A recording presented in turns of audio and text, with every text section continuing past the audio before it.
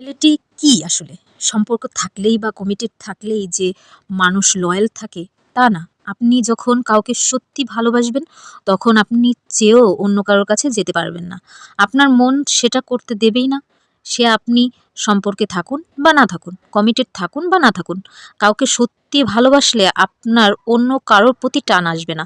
স্বপ্নেও অন্য কাউকে ছুঁতে ইচ্ছা করবে না। এটাই হলো প্রকৃত লয়ালিটি। প্রকৃত ভালোবাসা এমনই। ভালোবাসি মুখে বলা সহজ, কিন্তু ভালোবেসে সারা জীবনের জন্য দায়িত্ব নেওয়া অতটাও সহজ না। এতই যদি ভালোবাসেন তাহলে সারা জীবন একসাথে থাকার স্বপ্ন দেখিয়ে দায়িত্ব নেওয়ার সময় লেজ গুটিয়ে নেন কেন? স্বপ্ন দেখাতে পারেন, পূরণের সময় আমি তো কখনো বলিনি। হ্যাঁ, আছে না, ঠাকুর ঘরে কে রে, আমি তো কলা খাইনি, বিষয়টা এমন হয়ে দাঁড়ায়।